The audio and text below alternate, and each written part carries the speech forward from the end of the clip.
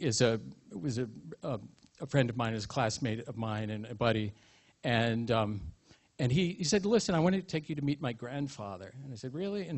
And we drove down to Wilton, Connecticut, and there was the painter, Carl Schmitt, in his living room.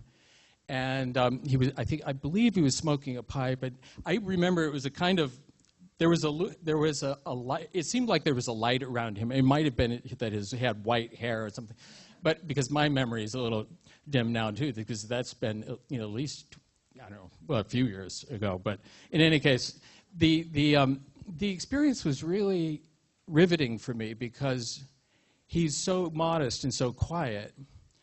And I was already familiar with his paintings and the beauty of them. It had already struck me because he was able to achieve these, the forms are so solid and so luminous and knowable. They presented something that you could enter into and dwell upon and figure out and look at and just be in awe of.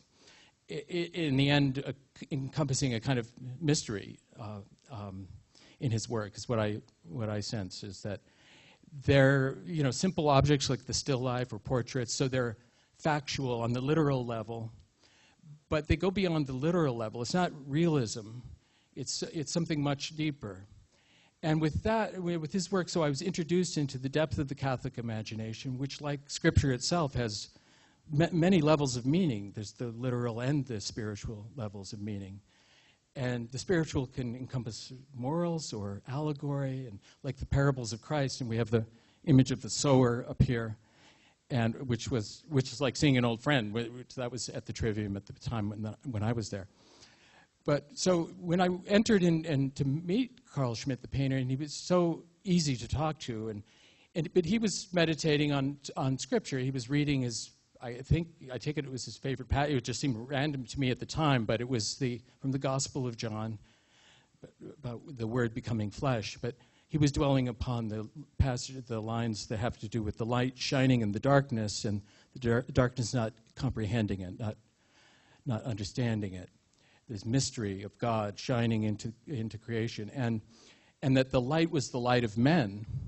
And so what I got from that was that, connecting it to Carl's paintings, was that the intellectual light by which we understand the world is connected in some mysterious way to the body and to our ability to see, and that we receive information through our senses, and we receive knowledge through our senses, and of course his light is a theme for him that was very central.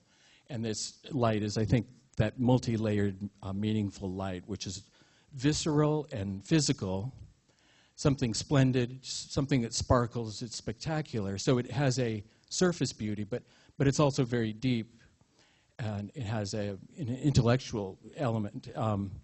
It has a depth that by which we can come to understand the meaning in his piece.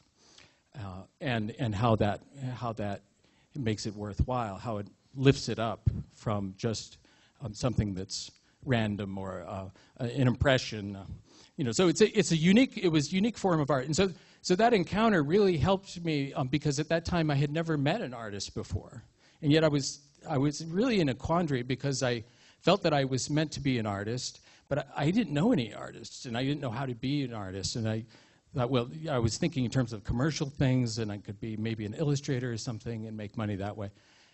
But so this encounter with this person who, lived this rich, deep life and built these beautiful images was absolutely riveting to me.